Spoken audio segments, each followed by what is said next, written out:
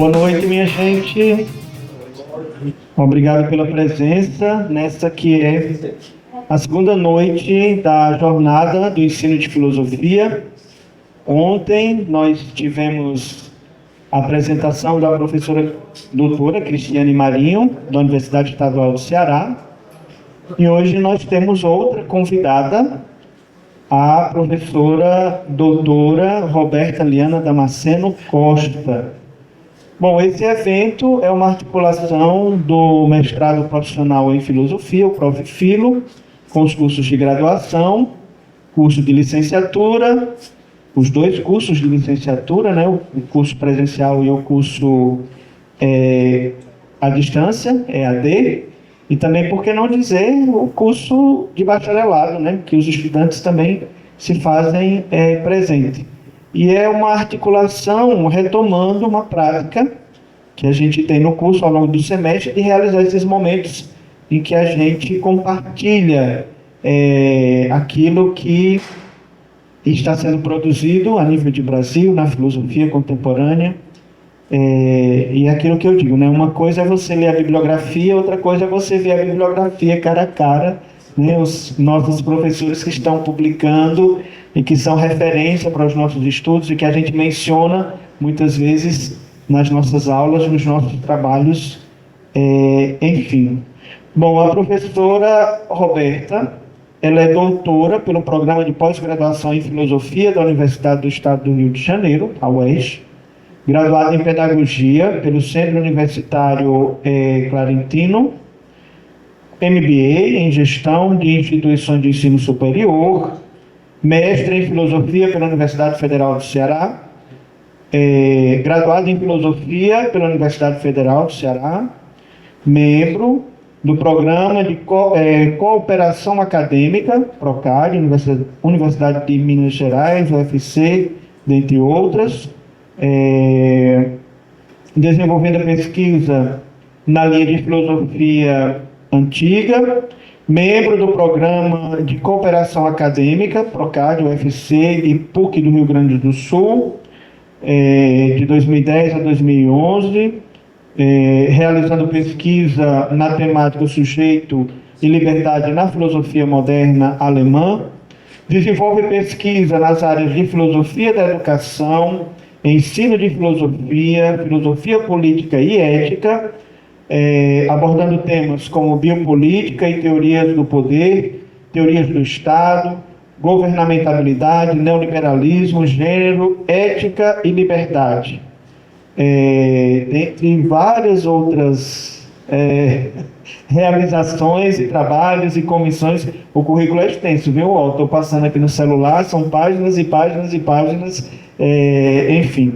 E vale a pena a gente conhecer para pegar algumas ideias, né? E aplicar também nos nossos trabalhos e ver como a professora pode ser referência também para os nossos estudos, para as nossas pesquisas. Professora, seja bem-vinda a esse momento. A professora Roberta está conosco desde segunda-feira, vai ficar ainda até sexta-feira em outros trabalhos. E a proposta da sua fala hoje é Foucault e o ensino de filosofia. Fique à vontade com a palavra. Boa noite. Eu vou ficar um pouquinho em pé para só ver vocês aqui, para dar uma boa noite e fazer uns agradecimentos iniciais, e depois eu sento para fazer a leitura do texto, né? Vai ser uma coisa bem tranquila, eu digo que é sempre um texto manifesto, para a gente poder abrir o espaço para o diálogo, né? Mas antes eu queria primeiro agradecer o convite do professor Marcondes, do professor Ítalo, do professor Gilvânio, né? De todos os colegas aqui da UFCA, dessa universidade que eu gosto muito, de onde eu tenho lembranças maravilhosas. Sempre quando eu venho aqui na filosofia, eu venho encontrar colegas, amigos e participar de encontros que são acolhedores e, acima de tudo, muito produtivos. A primeira vez que eu estive aqui na UFCA foi logo na inauguração do campus. Eu vim como estudante do mestrado na UFC Isso eu acho que só tinha nem a metade do campus, era só os 2 primeiros blocos aqui, ainda eram descampados, só barro. A gente veio como estudante, fez uma festa, ficou, acho que nas salas, aqui a gente dormiu nas salas.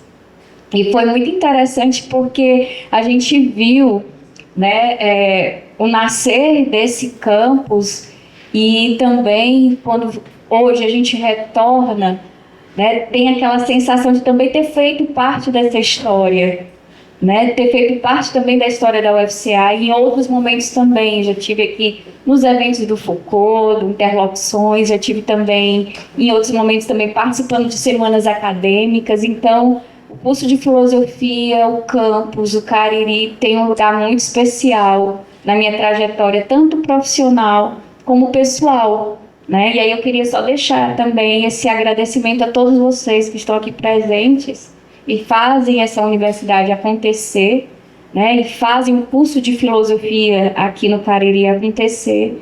E eu espero retornar mais vezes, né? Encontrá-los também em outros espaços, quem sabe também lá em Recife, acolhendo vocês também lá no campus, na UFPE, né? Então, Luiz, querido, Camila, que está aqui, Max, são meus queridos companheiros aqui de muito tempo. O Max já estudou na mesma universidade, né, Max? E importantíssimo também, eu me sinto muito bem acolhida estando aqui com vocês. Então, eu vou sentar, né? Todo mundo já me viu, porque eu vou agora ficar de frente para a câmera.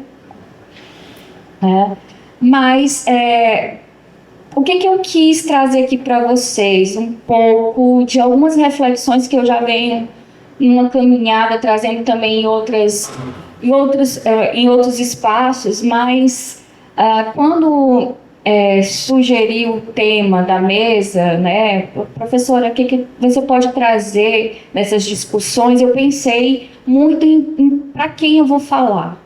Né? Quem é que está aqui me ouvindo? Quem é que vai participar desse momento de diálogo comigo? E aí, gente, o tema geral seria Foucault e o ensino de filosofia.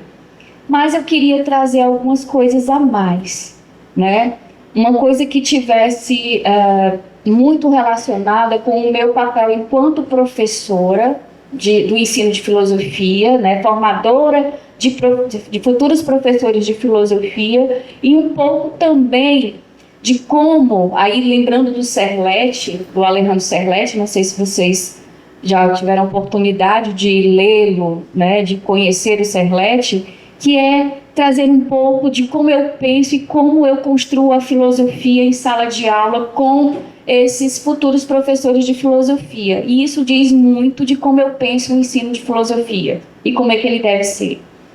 Então, assim, eu quis também tornar o título mais bonito, né? E aí eu coloquei, assim, uma frasezinha de efeito, já que eu quero fazer um texto manifesto aqui, que é por um ensinar filosófico crítico, engajado pela marca do presente. Reflexões Foucaultianas sobre os desafios do ensino de filosofia e a formação docente. Né? E aí sempre quando a gente fala, né, lembrando aqui dos cursos de educação, quando a gente vai ouvir o pessoal da educação falando, né, os desafios, a importância, né? Como é que eu penso então, filosoficamente, que seria um desafio para o ensino de filosofia, né? Então eu me coloco a refletir no que eu poderia então contribuir para esse diálogo enquanto professora, trazendo alguns questionamentos que também aparecem quando eu estou em sala de aula, quando eu estou na frente de vocês aqui, tentando trazer uma palestra, todo mundo vem escutar o que ela tem a dizer, o que ela tem a propor, né? O que essa fala vai resultar. Né? Lembrando, né, Cris, ontem, quando a gente foi passear lá no santuário de São Francisco, um aluno abordou a Cris e disse: olha, sua fala me marcou. E eu fiquei pensando nisso. E eu acho que a gente também tem que ter essa preocupação, né? A nossa fala ela tem que, de alguma forma, comunicar algo para alguém. Eu acho que é esse sentimento que a gente tem quando se está aqui. Então, quando eu me pergunto pelos desafios, algumas coisas me vêm inicialmente. O que se espera, então, professores, professoras, alunos aqui, de um ensino de filosofia em sala de aula? O que se espera do professor e da professora de filosofia? Né? Lançar um desafio propõe também uma postura de enfrentamento. Porque quando se lança um desafio, ou a gente alcança o desafio, supera o desafio ou não, né? Mas uma coisa que é importante lembrar. Nesse jogo, o ensino de filosofia e a formação dos seus profissionais estão sempre lançados a diversos desafios. E aí, nos cabe pensar o nosso lugar e o que devemos propor para o ensino de filosofia. E aí, é fato que para nós que estamos envolvidos afetivamente e profissionalmente com a filosofia e seu ensino, a gente sabe sim qual é o seu real valor, qual é a sua importância, quais são os desafios que nós temos que enfrentar e, acima de tudo, a necessidade do ensino de filosofia. Sim, falo mais uma vez aqui de necessidade, né? E aqui vou fazer uma referência a um autor que é muito conhecido, muito debatido e dialogado, quando ele vai fazer uma discussão sobre importância e necessidade, que é o Nego Bispo, que hoje todo mundo fala em tudo, como é que ele traz essa ideia de pensar alguns conceitos como confluências, como a própria ideia de necessidade. Então eu trouxe aqui um trecho do Nego Bispo para a gente poder pensar essa diferença entre a gente ter uma coisa que é importante e uma coisa que é necessária. Há uma diferença, né? Então, o que o Nego Bispo diz no texto A Terra Dá, né? Que há uma diferença, uma grande diferença entre ser importante e ser necessário. Enquanto a importância está muitas vezes ligada a uma ideia de status, né, superioridade, vaidade, a necessidade está conectada à presença, à ideia do fazer, ao impacto real numa vida coletiva. Para Nego Bispo, a necessidade é a essência da existência orgânica e comunitária e está em contraste com a importância, essa ideia de algo importante, né, que pode remeter à ideia de vaidade ou status. Ele defende que a necessidade não é algo que o ser humano impõe à natureza ou então aos outros, mas é uma condição que está intrínseca à nossa interação, que ele chama de relação de biointeração. É como dissesse assim, a filosofia, ela é algo que faz parte da nossa relação com o humano e com os humanos, porque ela é uma atividade humana. Então, essa ideia que está no texto, a terra dá e a terra quer, exemplifica essa noção de que a natureza, por sua vez, nos nutre e estabelece uma relação de troca e pertencimento, e não de dominação e exploração. O que eu quis dizer aqui, puxando o Nego Bispo, para dizer que a filosofia é necessária, né? É porque essa ideia de que a atividade filosófica, o ensino da filosofia também nos coloca num lugar de pertencimento, né, ao que a gente entende por humanidade, tá? E aí, por que eu quero trazer essa discussão? Por que a filosofia e o seu ensino, eles precisam ser necessários, né? É porque nessa ideia de importância versus necessidade, a ideia de importância nos tira a conexão e nos coloca uma aura de distanciamento e exclusão. É como se a filosofia, né, sempre numa visão muito séria do que seria então o lugar da filosofia na sociedade, do seu ensino, fosse um lugar só para alguns. O ensino de filosofia não tivesse que permanecer presente na vida escolar ou em outros espaços que não seja apenas o escolar. A presença da filosofia na sociedade deve se conectar ao coletivo. É necessário um relacionar com a sociedade e seus indivíduos através da experiência do compartilhamento, do ensino da filosofia. Qual seria, então, aí propondo algumas discussões, diante dessas reflexões iniciais, o caminho que seria adequado, não seria, digo, ideal, mas de fazer com que a filosofia saísse desse lugar de importância, para uma construção de um ensino de filosofia que é atravessado pela necessidade. E aí eu trago, um grande parceiro, um personagem conceitual, falando de Deleuze, mas que para mim sempre foi um parceiro nas discussões, que é o próprio Michel Foucault. É a partir dele que eu quero caminhar nessas discussões para fazer com que o ensino de filosofia, seja um ensino que leve em condição essa questão de exclusão, de status de superioridade, para ser um ensino necessário, conectado, coletivo, engajado e, acima de tudo, crítico. E aí, por isso que eu vou explicar porque Foucault, ele pode nos ajudar a pensar esse ensino e essa filosofia e formação docente nessa perspectiva crítica, engajada e, acima de tudo, atravessada pelo presente. Foucault e a atitude de modernidade para o ensino de filosofia e a formação docente.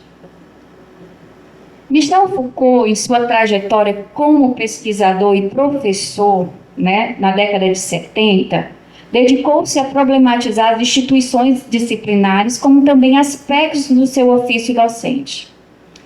Vimos também um professor Foucault engajado em modular sua performance professoral em um sutil diálogo com essas mesmas problematizações compartilhadas em entrevistas diversas.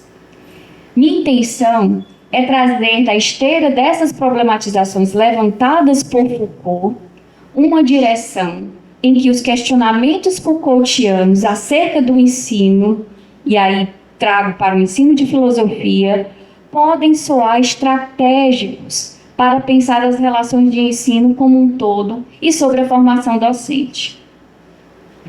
Com o auxílio de alguns estudiosos de Foucault, vou recuperar um evento da própria trajetória de Foucault, uma trajetória profissional na educação, para relacionar sua relação com o ensino. Um evento que marca a vida do professor Foucault na virada da década de 70. Inicio com um fato que ocorreu entre os anos de 69 e 70. Quando Foucault esteve à frente do Departamento de Filosofia da recém-criada Universidade de Vincennes, Foucault, ele nunca foi um professor da educação básica, mas ele esteve diretamente ligado à educação básica, porque enquanto professor de Vincennes, ele foi também um professor formador de professores que em algum momento fazia os exames do liceu para poder, então, dar aula nas escolas na França. E aí, essa é uma relação muito importante com o Foucault e o ensino, que é: Foucault foi um grande crítico dos currículos escolares e acadêmicos da França. E aí, dentro dessa entrevista chamada Armadilha de Vincennes, tem uma situação que o Foucault relata, procurando, olha só, fazer a experiência de uma liberdade de pensamento, não digo total, mas tão completa quanto possível numa universidade como Vincennes. Foucault queria fazer uma experiência marcada pela introdução de novos conteúdos e pela renovação das formas tradicionais de ensino. Olha a relação Foucault-ensino. Essa preocupação com os currículos, com os conteúdos, queria trazer uma renovação dentro das universidades para pensar, então, se livrar das tradicionais, trazer novos temas. Foucault foi um grande entusiasta dessa reformação, dessa experiência com essa universidade, e criou também muitos inimigos por causa disso. né? Como resposta, para vocês entenderem como é que foi essa situação, o ministro da Educação à época, né, Olivier Guichot, considerou o curso de filosofia de Vincennes algo por demais radical e, após atacar publicamente a instituição, expressou sua intenção de não conceder a licenciatura para os egressos em filosofia, o curso que o Foucault coordenava. Então, o que o ministro fez? Em Vincennes não vai se expedir certificados. Esses professores que são formados por Vincennes não vão poder atuar na França, não vão receber os diplomas, né? E aí o que aconteceu? Foucault respondeu às acusações do ministro, acusando de querer preservar, aí palavras de Foucault, uma concepção conservadora do papel social do professor de filosofia, atrelando sua figura à instrução pública e à formação cidadã, algo que pouco perigo representava aos poderes já instituídos, né? Em Vincennes, em contrapartida, almejava-se pensar a função do ensino de filosofia como algo indissociável da formulação de novas questões, da promoção de outras problematizações que colocassem em questão a partilha do saber-poder vigente. Tratava-se, pois, de uma formação interessada em promover aquilo que, anos mais tarde, Foucault denominaria de exercícios filosóficos, compreendido como um movimento capaz de liberar o pensamento daquilo que ele pensa silenciosamente e permitir-lhe pensar diferentemente. Esse evento, né, que está lá na entrevista, lá no texto Armadilha de Vincennes, é para mim um ponto crucial para retomar uma conferência importante para pensar não só a tarefa da filosofia e do seu ensino, como também a postura do professor de filosofia. Faço aqui referência ao texto que é a Crítica, de 1978. Esse texto é importantíssimo para o que eu faço com Foucault, que é um pacto, né? Que recai também um pouco sobre a maneira como questionamos a modernidade e como estamos tão filiados a essa ideia tradicional de uma modernidade que define até hoje ainda o nosso fazer com filosofia.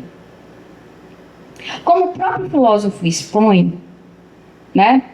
E aí, Foucault, não poderíamos encarar a modernidade mais como não poderíamos deixar de encarar a modernidade para além de uma atitude. Como é que a gente só encara a modernidade como um período histórico, né? Por isso, Michel Foucault nos apresenta a atualidade da filosofia moderna como uma tarefa de não só investigar o homem, o real, mas sua reflexão sobre a atualidade do seu tempo. E aí, Foucault ele não faz esse movimento que a gente diz, não vamos deixar de ler os modernos, né? Vamos cortar os modernos da nossa vida. Não é isso. Foucault, ele simplesmente lhe dá uma livre, né, abordagem, uma livre interpretação da modernidade, não mais como um período histórico, mas, né, filosófico histórico, mas sim como uma atitude. E isso ele usa Kant como um representante dessa atitude de modernidade.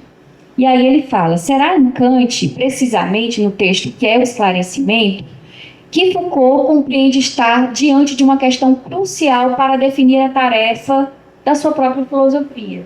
E aí eu penso na nossa filosofia. Encontra-se, então, um projeto de modernidade que está em Kant um panorama de discussões sobre a sua época e seu tempo, uma vez que o modo como o homem conhece determina necessariamente o modo como ele pretende conhecer as coisas e a si mesmo. Nessa direção, sobre o conhecimento em sua verdade, a exigência explícita na modernidade pelo autoconhecimento vai estar dirigida à atualidade. Foucault, no entanto, interpreta essa exigência de conhecer o homem e as coisas como uma exigência de uma visão de mundo elaborada como verdade pela própria filosofia ocidental, que se dirige ao homem, à razão, até chegar à própria filosofia.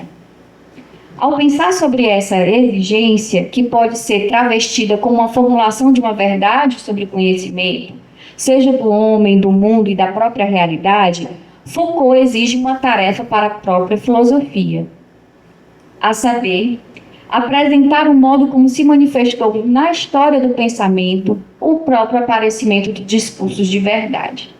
E aqui faço um comentário a essa ideia, né? Como é que na história do pensamento os discursos de verdade se tornam problemas no Foucault, como é que isso é interpretado por alguns comentadores de Foucault.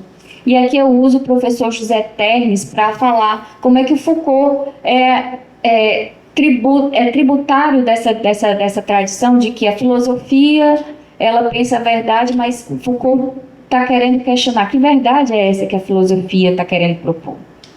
Que verdade é essa? O que está por trás desses discursos de verdade?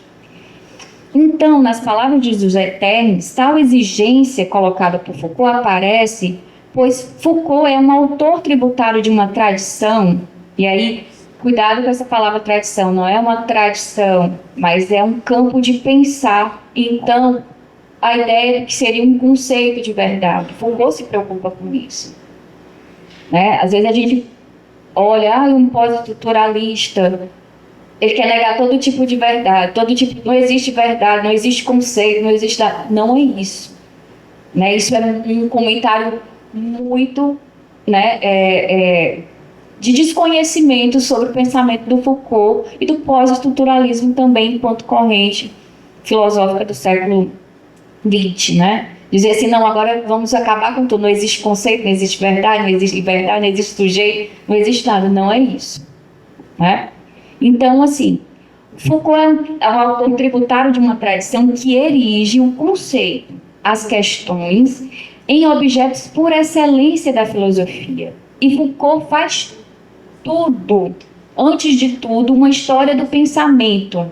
Por quê? Porque Foucault interroga as condições que tornaram possível, nos mais de 2000 anos de cultura ocidental, a verdade. Ou, mais precisamente, os modos mais diversos dos aparecimentos de discursos aceitos como verdadeiros. Esse é o problema de Foucault. Né? E esse é o motivo que leva Foucault a realizar uma história do pensamento e fazer da história um método indispensável para compreender o lugar da temporalidade no processo de existência, não só dos seres, mas dos saberes, do pensamento, que são marcados, sim, por um traço de temporalidade, que é também um traço de finitude desses objetos. Se o próprio pensamento é finito, limitado, e aí, como diz o professor José Ternes, ele vai dizer que desde Kant, né, Nietzsche, os primeiros biólogos, a medicina anatomo-patológica, as novas físicas, a cultura ocidental, tem consciência, então, que não há verdades absolutas, eternas, mas que a verdade é algo produzido através dessas forças de disputas por esses discursos que têm que se afirmarem como verdadeiros. Então, que a verdade, como diz José Ternes, é a nossa invenção. Né? Saliento aqui a importância para um ponto em que as interpretações superficiais de críticas a Foucault e a seu pensamento o acusam de negacionista, de irracional, relativista da verdade. Né? Lembrem que Kant, em sua célebre Crítica da Razão Pura, expõe os limites para a possibilidade do conhecimento. Porém, não se trata aqui de interpretar o que é conhecimento em Kant, muito menos rebater totalmente todas as críticas que são feitas ao Foucault. Né? Aos críticos do Foucault, afirmo que este autor não está negando a verdade, nem a razão, mas sim colocando em questão o fato que pode parecer para muitos uma tragédia, que a verdade realmente não existe fora de suas condições de produção. né? Tem um professor que ficaria louco se eu dissesse isso. Verdade não existe, mas a verdade não existe fora das condições de produção desses discursos de verdade. Para Foucault, a verdade não existe fora do poder. Ela é produzida graças às múltiplas coerções e nela produz efeitos regulamentadores de poder. Foucault, sim, é um pensador do poder. Nas palavras de Foucault, ele diz assim, uma frase muito conhecida que é retirada da aula dele, A Ordem do Discurso. Cada sociedade tem seu regime de verdade, sua política geral de verdade, isto é, os tipos de discursos que ela acolhe e faz funcionar como verdadeiros. Os mecanismos e as instâncias que permitem distinguir os enunciados verdadeiros dos falsos, a maneira como sanciona uns e outros, as técnicas, os procedimentos que são valorizados para a obtenção da verdade e o estatuto daqueles que têm o encargo de dizer o que vai funcionar como verdadeiro. Temos aqui Foucault dizer que a verdade entra, então, no domínio da política. Como um investigador das sociedades modernas ocidentais, Foucault compreende, em resumo, em que nessas sociedades a economia política da verdade vai possuir algumas características. A produção de verdade vai estar ligada à forma de um discurso científico e às suas instituições. A verdade vai estar também em constante incitação, em contato aí com a economia e com a política. A gente vê isso, no nosso cotidiano. A verdade é objeto também de imensa difusão e consumo, já que circula nos aparelhos de educação e informação. É transmitida dominantemente sob o controle de alguns grandes aparelhos políticos ou econômicos, como a universidade, o exército, as escrituras, os meios de comunicação. E a verdade, por fim, é um objeto de debate político e confronto social. Até o presente momento, essa minha fala vai nos trazer aqui para um caminho que apresenta, então, uma proposta interpretativa do problema da verdade em Foucault. Mas aí, o que o Kant tem a ver com isso? O que o Kant, que é um autor da metafísica, que é um autor da verdade absoluta, racional, o que ele tem a ver com a própria interpretação que o Foucault faz dele sobre a modernidade? E por que a gente persiste ainda em se perguntar pela modernidade? É aqui que eu vejo Foucault filiar sua filosofia a esse movimento que o Kant tentou fazer ao seu tempo, que ao problematizar sobre a verdade, ele também se questiona pelo presente.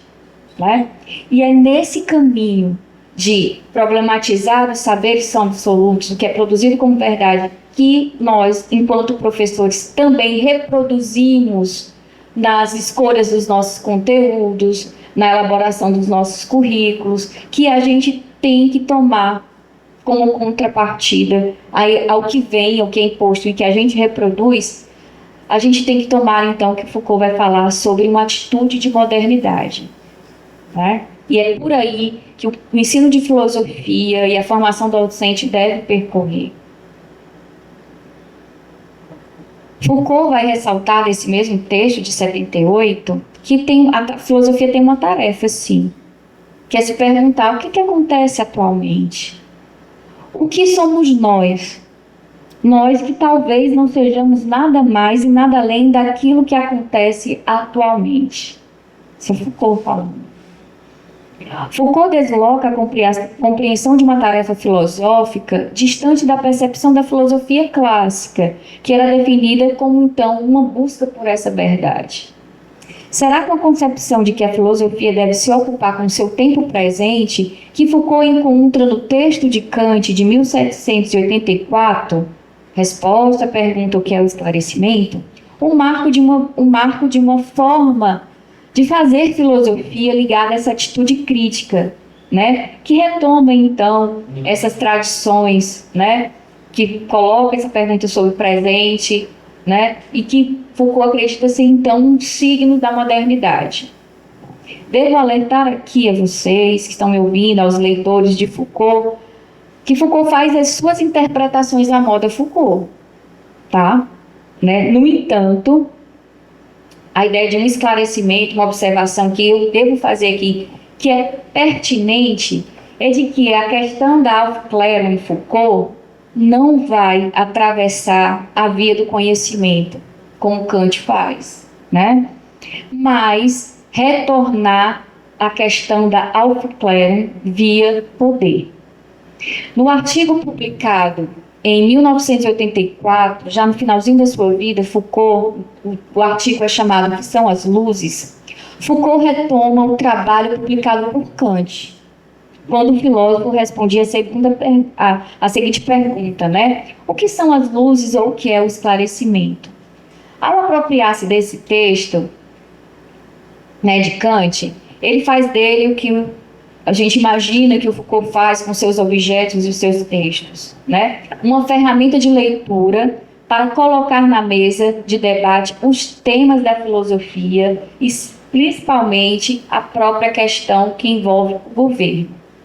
Uma outra observação é que o filósofo não faz nenhum momento, Foucault, quando pensa a filosofia ou quando pensou os currículos de filosofia, ele não hierarquiza os temas da filosofia, né? Foucault, ele produz deslocamentos no interior dessas discussões, né? E aí vale lembrar também uma entrevista que foi feita pelo professor André Bertin em Louvain ao próprio Foucault enquanto ele era professor, né? Ele já estava já no Colégio de França, mas ele falava também sobre o papel da filosofia, né? Foucault reafirma que uma entre tantas atividades da filosofia está em questionar o presente, o que somos e como nos constituímos, né, através, né, dessas questões que foram também levantadas por Kant, né? E aí ele diz assim, quando a gente vai ler, vejam essa entrevista que ele dá ao Bertin, né?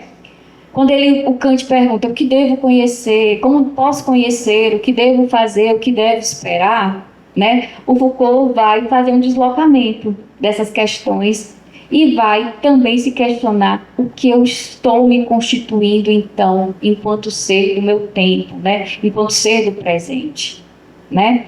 Qual é, então, o lugar que o Foucault dá para isso, né? Foucault diz que talvez Kant e a filosofia moderna, ou quase nenhuma filosofia, vai responder diretamente essa pergunta, né? Mas que a singularidade desse texto do Kant na interpretação do Foucault é porque nenhuma filosofia se coloca sobre o seu tempo presente, sobre ela no seu tempo presente, né? A interrogação do tempo presente anuncia um destino comum que deve ser encarado como uma tarefa para todos e a interrogação que é colocada por Kant talvez uma saída, uma solução, né? Então, a questão que Kant coloca, que Foucault diz que a gente precisa atravessar, é a pura questão que se refere à atualidade. Ela não busca, então, nessa questão, compreender o presente a partir de uma totalidade ou de uma realização futura, né? Mas, quando Kant é interpretado por Foucault como esse caminho para pensar o tempo presente, né? Vem a questão de pensar, sair, né, da menoridade proposta lá pelo Kant, só é possível quando a gente se questiona sobre o nosso tempo presente, né? Então, nesse sentido, Foucault traz a questão da crítica como algo necessário. E aí, vou fazer aquela referência lá no início. O ensino de filosofia, enquanto crítica ao presente, que se coloca a questão por que eu estou ensinando filosofia hoje, por que eu sou professor de filosofia hoje, como eu sou essa filosofia, como eu penso a filosofia hoje, é atravessado pelo esse movimento que o Foucault chama de crítica, né? E aí, nesse sentido, Foucault fala da crítica, né? Se a crítica, então, tem como papel definir as condições nas quais o uso da razão é legítimo para determinar o que se pode conhecer, o que é preciso fazer e o que é permitido esperar será um uso ilegítimo da razão que faz nascer, né, com a ilusão, o dogmatismo e a heteronomia. Apenas quando o uso da razão for legítimo, quando o uso da razão for legítimo e é alcançado a segurança e a autonomia, portanto, a crítica é a razão tornada maior, né, numa interpretação Foucaultiana de Kant, que é essa ideia de se colocar no seu tempo presente. Na própria reflexão que Kant traz sobre o seu tempo e sobre a sua atualidade, do seu trabalho, Foucault sustenta o caráter especial de Kant por inaugurar neste texto o esboço do que se poderia chamar da própria atitude de modernidade, né? Ao tornar público o seu texto, Kant, nas palavras do Foucault, faz então esse movimento crítico para a filosofia, que parece ser, aqui palavras de Foucault, a primeira vez que um filósofo se liga assim de uma maneira estreita e do interior à significação de sua obra em relação ao conhecimento, a uma reflexão sobre história e a análise particular do momento singular em que ele escreve e em função do que ele escreve. Para Foucault, a novidade do artigo de Kant não é apenas uma simples reflexão da atualidade, né? Como uma diferença na história e como motivo para uma tarefa filosófica singular. É no desenvolvimento da crítica, né? Temos que o Foucault vai reafirmar. O filósofo, ele se colocou nesse próprio movimento de questionar a si próprio e da sua tarefa no seu tempo. Portanto, o que o Foucault entendeu dessa atitude de Kant? E é por isso que eu vou trazer aqui essa ideia de que a formação do professor de filosofia, enquanto atravessada pela atitude crítica, vai se tornar um ethos, né? Cito Foucault. Por atitude, quero dizer um modo de relação que concerne a atualidade, uma escolha voluntária que é feita por alguns. Enfim, uma maneira de pensar e de sentir, uma maneira também de agir e de se conduzir que, tudo ao mesmo tempo, marca uma pertinência e se apresenta como uma tarefa. Um pouco, sem dúvida, como aquilo que os gregos chamam de ethos. Quero ressaltar aqui o caráter ético e político desta atitude crítica, que vai de encontro com o de engajamento. E aqui, para fazer essa leitura, engajamento não é um termo muito utilizado pelo Foucault, mas a professora Elisete Tomazetti, que é também uma grande estudiosa de ensino de filosofia, fala que o engajamento aqui deve ser definido como um movimento de uma apropriação da consciência de si mesmo, do mundo à sua volta, tornando-se então um indivíduo mais politizado, autêntico e responsável. Esse movimento faz então o homem compreender que sua existência vai estar atrelada às políticas educacionais, impetradas seja por governos fascistas ou neoliberais, mais e mais nos colocam, né, num desafio sempre de buscar uma validação do ensino de filosofia. E aí, colocando sempre o lugar da importância e não da necessidade. Precisamos também construir, e aí, por isso que a atitude do Foucault era uma atitude crítica, e uma atitude, acima de tudo, engajada e ética, precisamos construir currículos de formação docentes necessários e engajados. Adotar uma postura engajada é um caminho para nos tornar necessários, né? adotar essa postura engajada, né, de reformulação dos nossos currículos, de colocar os nossos currículos diante de uma atitude de modernidade, é, acima de tudo, desnaturalizar conceitos, questionar velhas ordens e romper preconceitos. É muito comum ouvirmos que a filosofia é desnecessária e não tem razão de ser ensinada para jovens no ensino médio, tendo em vista que esses estão tão interessados em algo que os professores precisam ter essa atuação engajada, crítica. Por quê? É necessário desnaturalizar a ideia de que os alunos agem de forma resistente ou indiferente a uma aula de filosofia, né? Os alunos, a gente pensa assim, os alunos não se interessam pela filosofia, não desejam filosofia.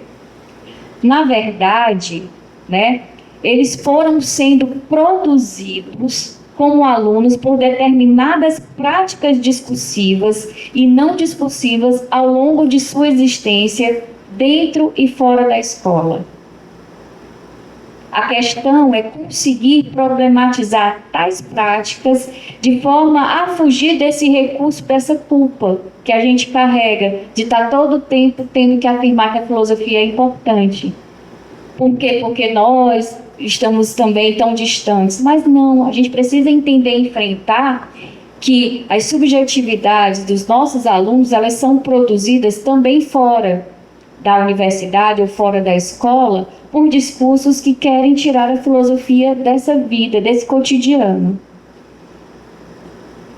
Então, o caminho, né, para o ensino de filosofia crítico, engajado e com atitude de modernidade, significa ir para além de uma mera exposição de teorias e pensadores, né, como um ensino enciclopédico, conectando então a disciplina, o componente curricular de filosofia, com as questões da própria realidade do nosso tempo e da realidade dos discentes e da sociedade.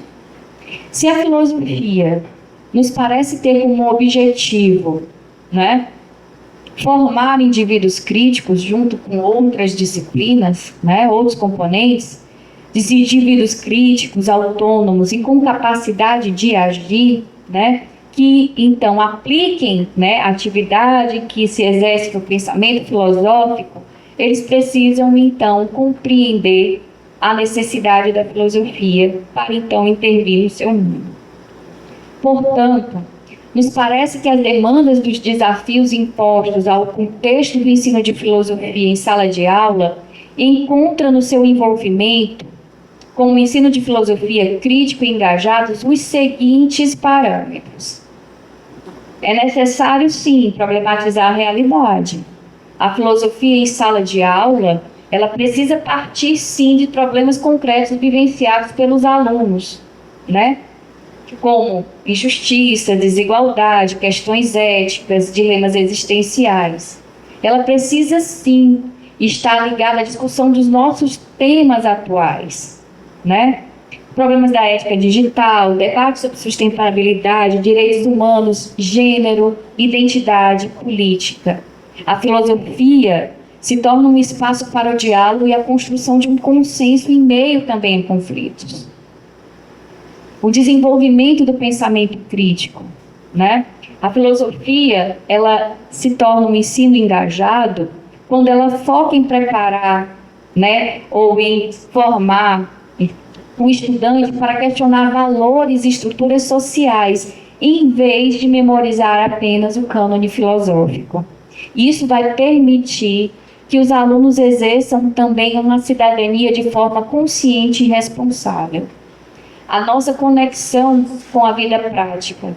A filosofia deve ser vista como uma prática valiosa para o dia, ajudando, então, a lidar com os conflitos, a tomar decisões éticas e a entender as relações interpessoais, né? Ao invés de uma disciplina, né, distante, ela se torna, então, relevante e necessária. A filosofia também deve se preocupar com o questionamento do seu próprio pensamento e do modo de fazer filosofia. Então, ela deve pensar na inclusão de epistemologia que parecem não canônicas. O ensino engajado reconhece a importância de incluir perspectivas que foram historicamente marginalizadas, como as epistemologias feministas, como as filosofias africanas e latino-americanas. Mas isso também implica dizer que dentro desse universo de referências que o mundo filosófico nos apresenta, a filosofia também tem que denunciar essa pretensa universalidade de certos conceitos que são disputados como apenas filosóficos, mas não são questionados como chegaram a ser filosóficos. Por isso que Foucault, nessa perspectiva da filosofia, ele quer saber como é que esses conceitos, como é que esse cânone chegou a ser considerado verdadeiro. E por fim, esse pensamento engajado, crítico da filosofia, vai fazer uma atuação diretamente em cima da própria subjetividade docente, a atuação docente enquanto reflexiva. O professor engajado não apenas ensina filosofia, mas também incorpora uma reflexão em sua própria prática, incentivando o aluno também a pensar por si mesmo e a participar ativamente da sociedade. É contextualizando a filosofia em conexão com o tempo presente que superamos um modelo de ensinar filosofia em que o aluno a dispensa, e não a filosofia em si, mas, porém, aquele modelo de filosofia que também é comparado a um ensino de uma educação bancária, tão criticada por Paulo Freire, em que essa educação é centrada apenas na explicação do professor e dos seus conteúdos, sendo que estes não atendem já há bastante tempo o interesse dos jovens e os afastam do conhecimento filosófico. Então, aqui citando a Tomasetti, quando a filosofia ela não se conecta em sala de aula com os alunos, eles passam a julgar a filosofia como algo distanciado, desconectado com a sua realidade. Quando os alunos relacionam a filosofia com o antigo, o velho, o teórico, o culto, indiciam que não estão se envolvendo com a nossa aula. Por isso, eles enfatizam a necessidade que tem de prestar atenção, de se concentrarem para chegar à compreensão. Reconhecemos aí um distanciamento da filosofia que poderia ser superado pela produção inicial de problemas com os quais se conectam. Então, é pensar, muitas vezes como Silvio Galo pensa o ensino de filosofia. A filosofia, através dessa conexão com os problemas que os próprios alunos enfrentam na sua realidade, faz com que eles se conectem. E aí o professor precisa estar atento a isso.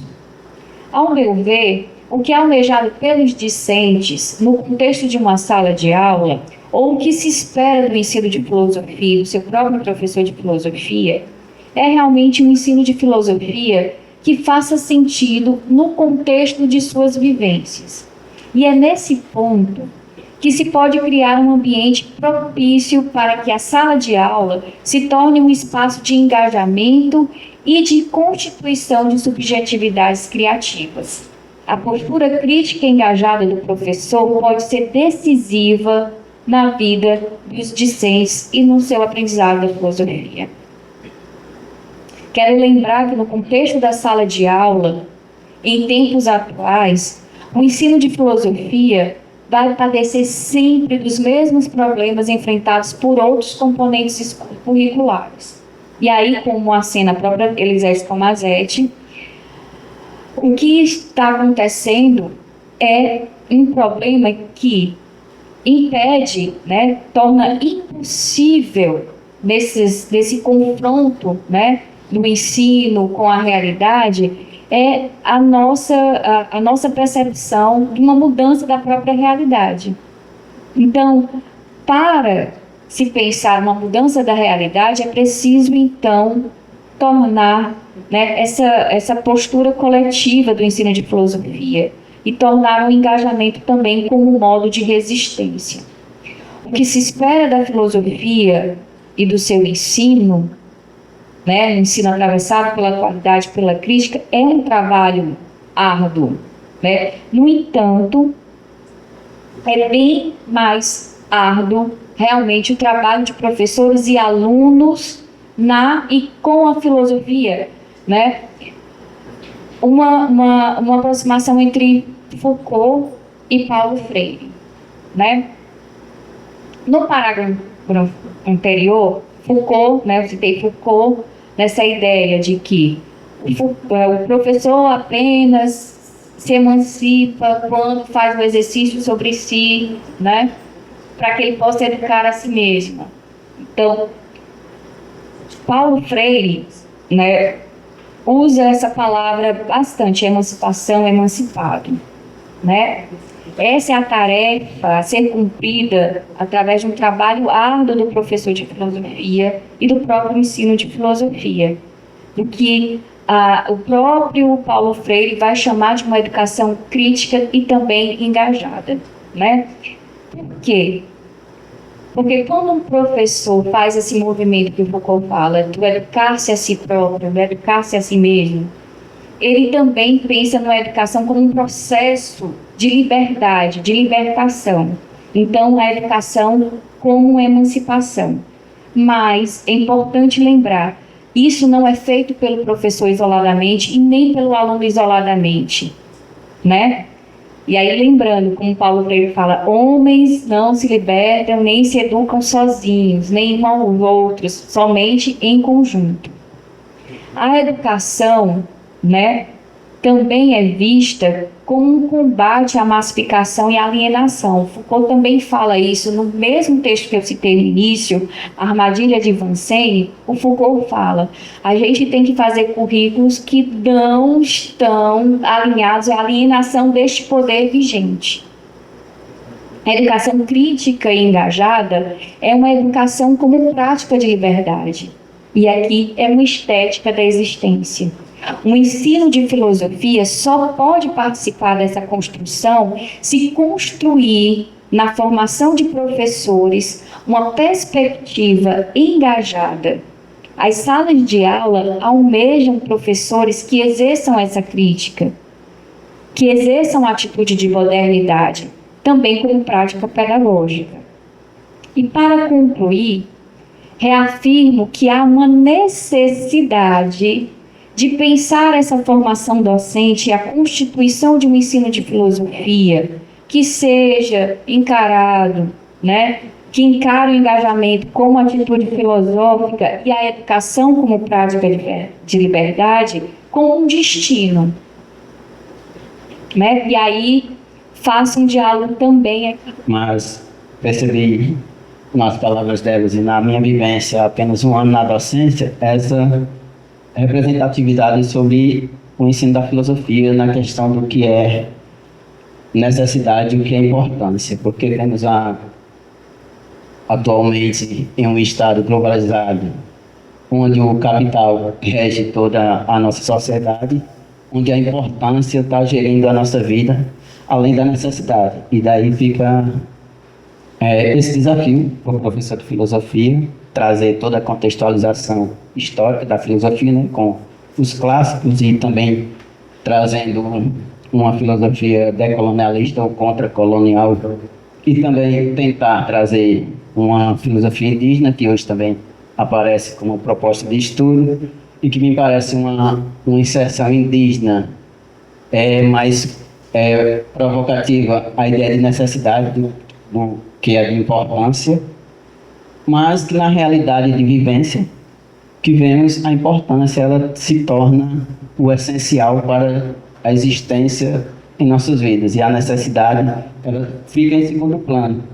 E daí nós percebemos que se perde, através dessa importância, a ideia de humanidade, porque estamos atrelados à tecnologia, à comunicação em rede, que propõe essa importância acima de tudo do que é necessário para viver, né? Que se fôssemos colocar a importância, a necessidade, a geração do que é colocado até hoje poderia ser freada por bastante tempo se fosse para aderir a uma necessidade do ser humano como ser, porque vemos hoje essa constante sobre a aquisição do capital, né? A constante de guerras, a constante de tecnologias, a constante do que se chama racional no ser humano, que se parece irracional, ao meu ver, que é a produção de tecnologias que adentram em uma pretensa extinção da própria raça humana, né? Como se dizemos, aprendemos que o ser racional se difere do animal pela racionalidade,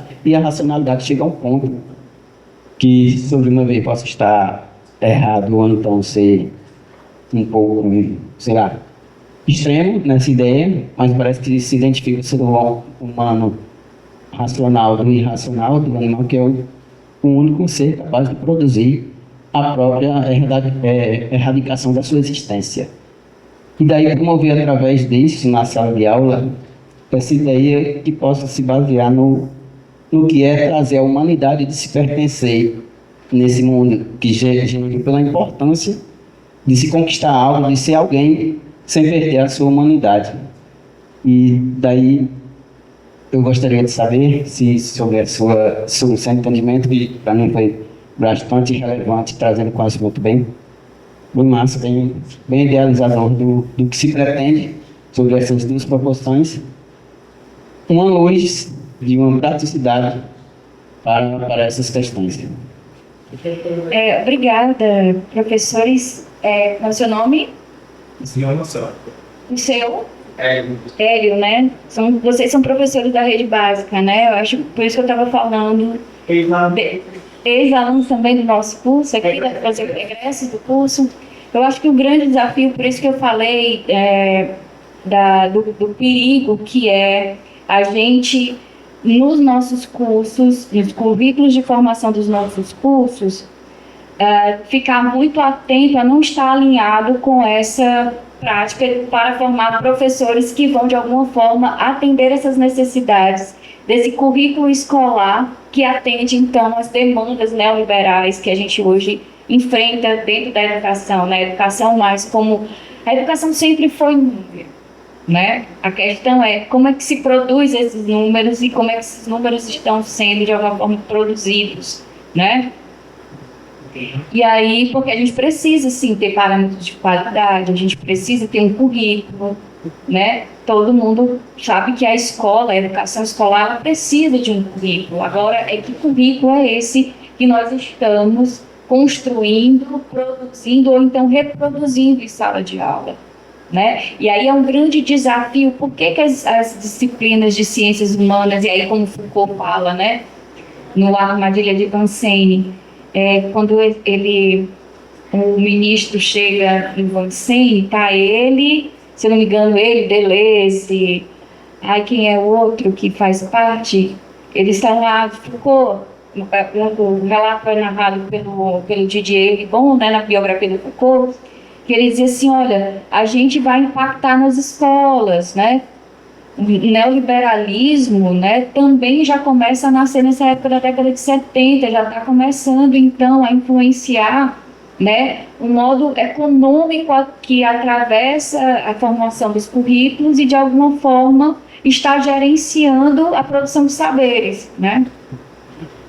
E aí o Didier Ribon fala que o Foucault, né, as aulas em Vincennes são totalmente experimentais, né? As aulas as disciplinas são abertas, né? Os currículos são flexíveis. Sempre que o professor quer mudar, faz esse experimento.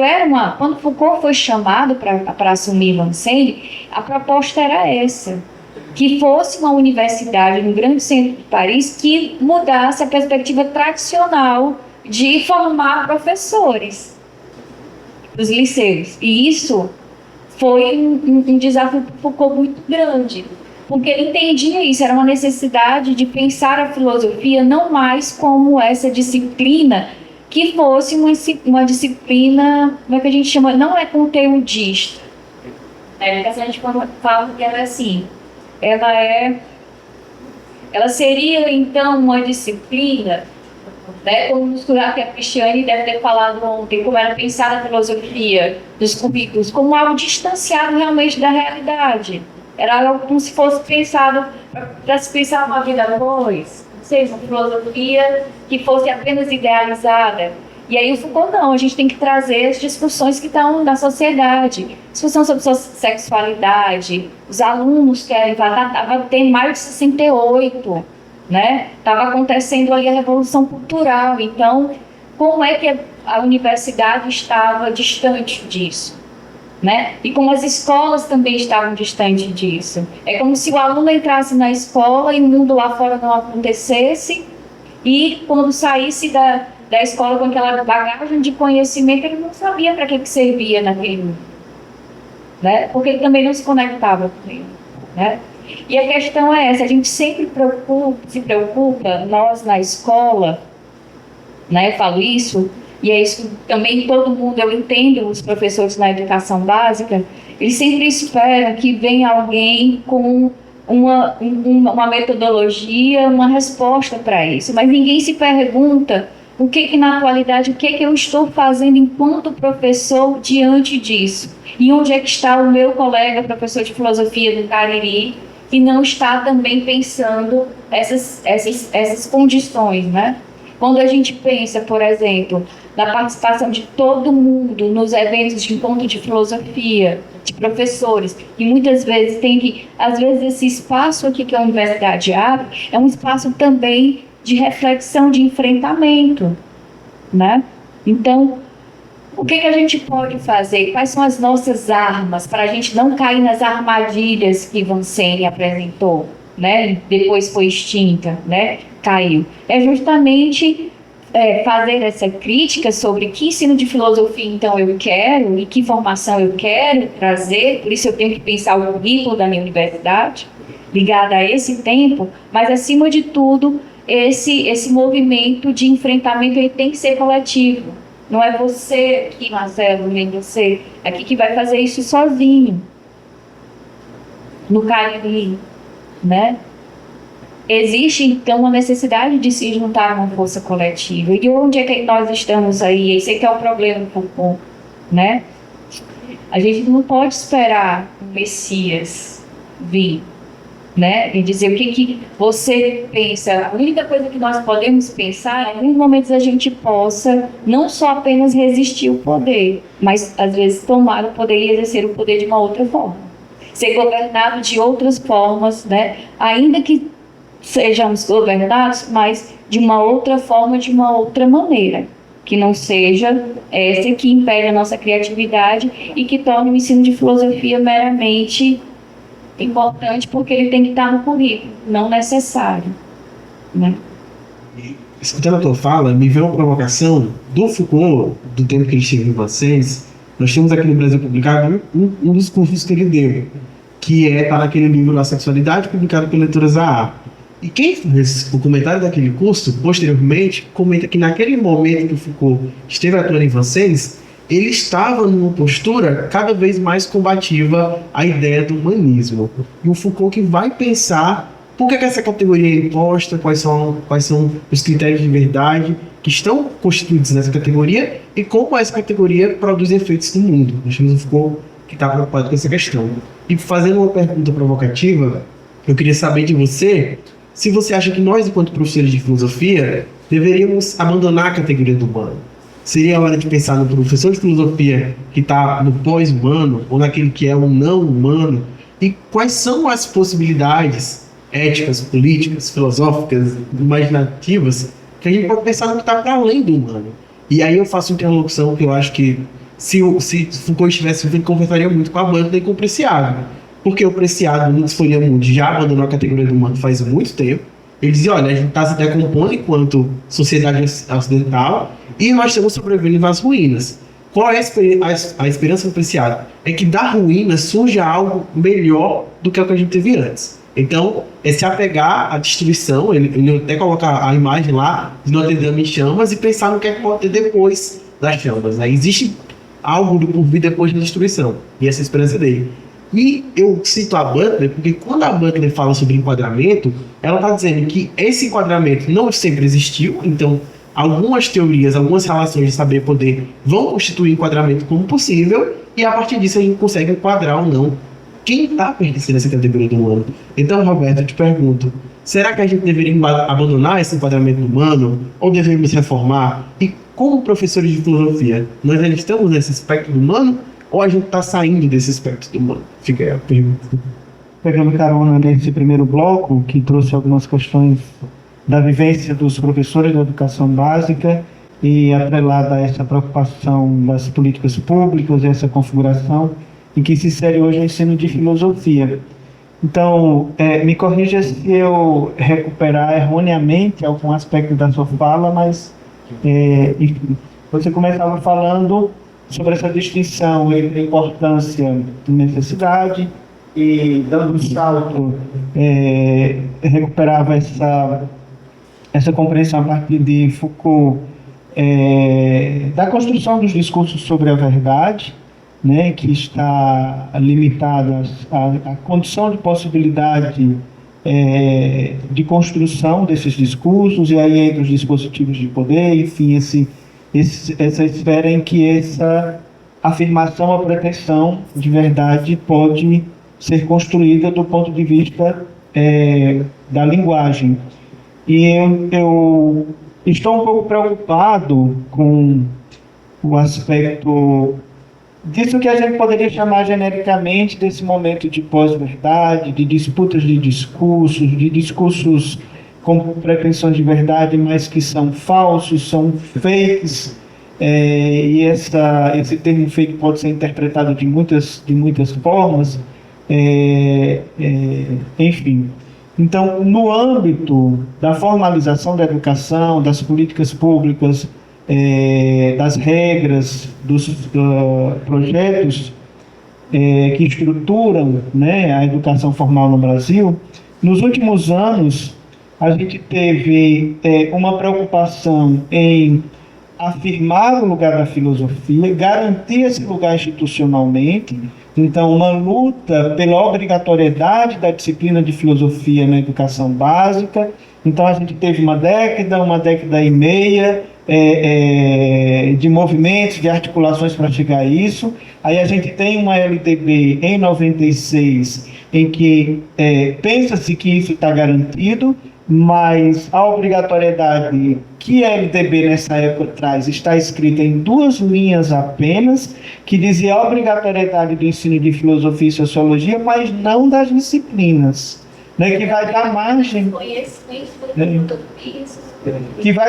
para posteriormente chegar a um ponto que a gente vai ver a década seguinte, ou uma década e meia seguinte, satisfeitos com essa aparente obrigatoriedade, e a gente vai ver isso na literatura, a quantidade de livros publicados voltados para o como, a prática, a didática. Então, agora, como é que a gente vai fazer isso? E aí a gente vê os livros de didática de ensino de filosofia, as publicações em torno, né, do como fazer, ensinar filosofia ou ensinar a filosofar, e o debate está posto.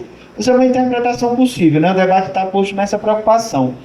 A década ou uma década e meia que se sucede vai chegar agora na preocupação, na luta em ultrapassar ou reverter ou evitar aquilo que você pode chamar de diluição. Então agora as ciências humanas estão diluídas nas outras áreas do conhecimento. E vejam só, esse discurso está afirmado com bastante força, porque a articulação da política pública de educação no Brasil está condicionada a acordos econômicos internacionais, que muitas vezes a gente não atenta para isso, mas que são exigências que se impõem ao Brasil e a muitos outros países a partir do Banco Mundial, do FMI, né, do Fundo Internacional, da OCDE, de outros organismos da ONU, de que acordos econômicos estão condicionados a ter determinada quantidade de estudantes, de jovens na educação básica, no ensino superior. Isso está escrito no texto do Plano Nacional da Educação anterior a esse, né, que está se aprovando agora, né, mas no anterior isso já estava presente, né, que era necessário ter uma série de indicadores educacionais como condição de possíveis acordos econômicos de determinada natureza.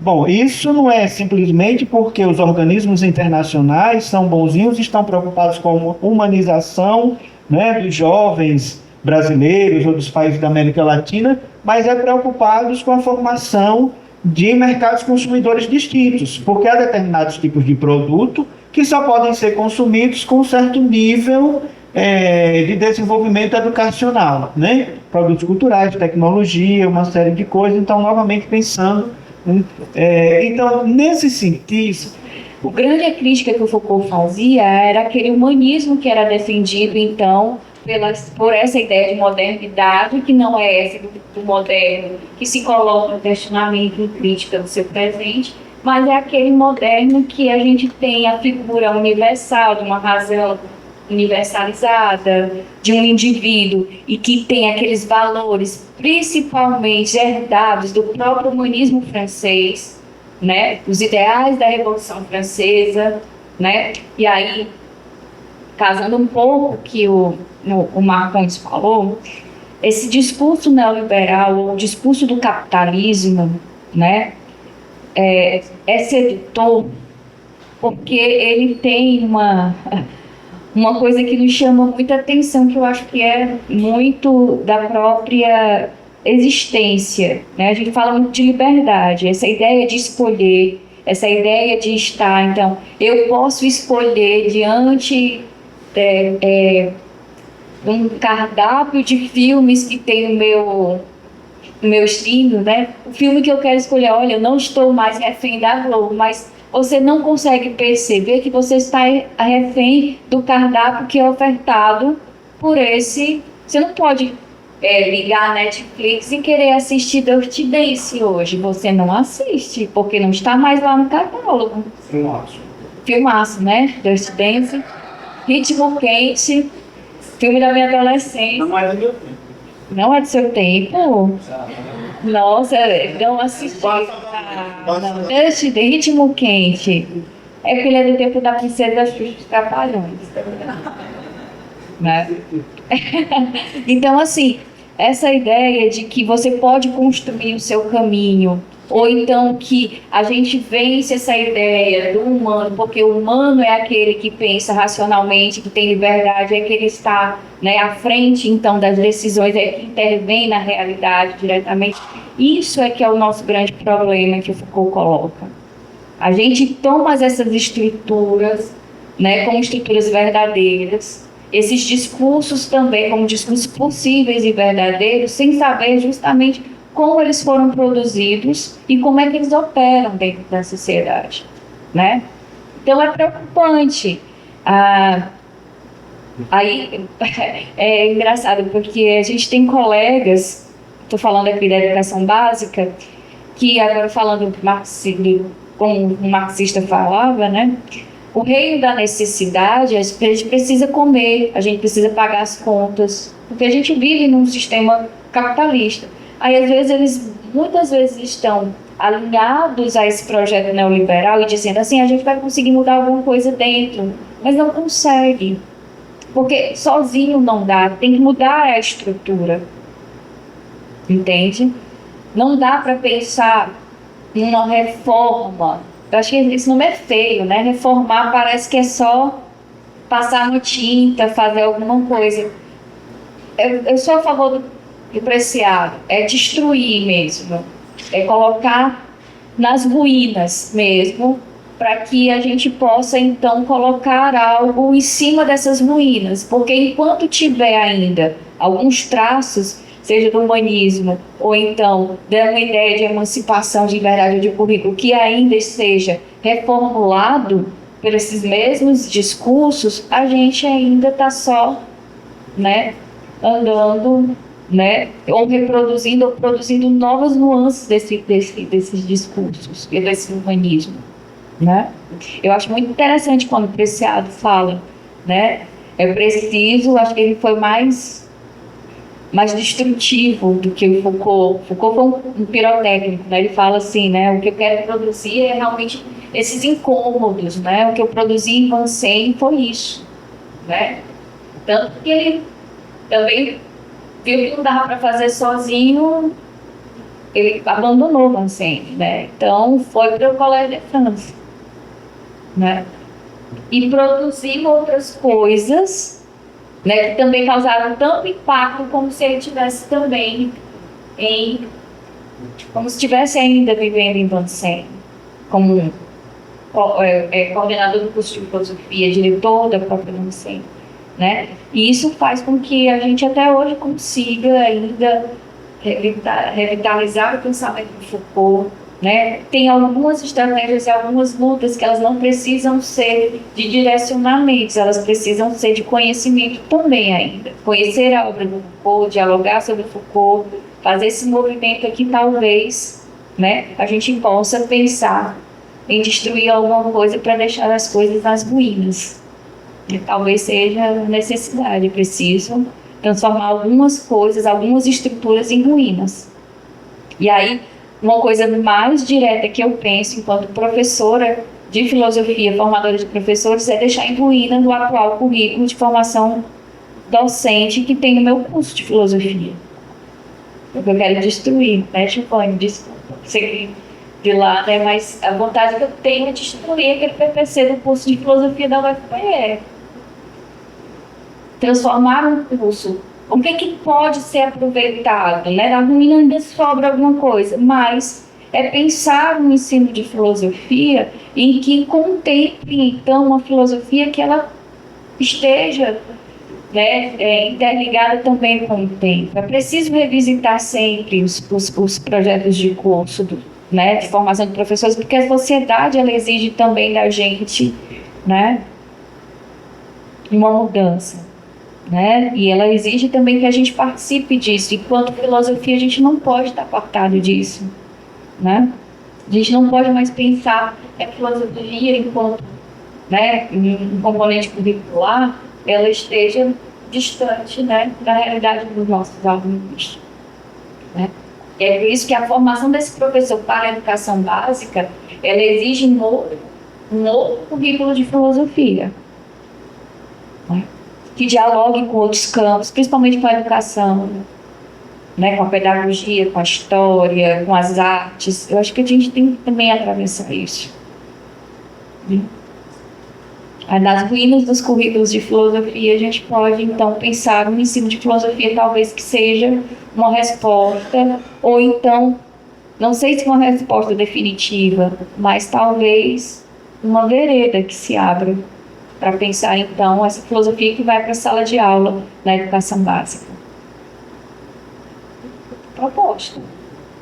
Um desafio que está sendo colocado para a gente agora. A gente tem até o final até 2027, né, para entregar os PPCs, né, reformulados, né. A palavra reformulação é muito engraçada, né, sempre aparece para a gente na educação. Reformular os currículos, reformular o PCC, curricularizar a extensão, reformular a extensão, né? Porque, por incrível que pareça, a gente tem que certificar as pessoas para exercerem o ensino de filosofia e elas precisam, de alguma forma, né? A gente certifica, mas uma outra perspectiva. Acho que a gente pode também fazer isso.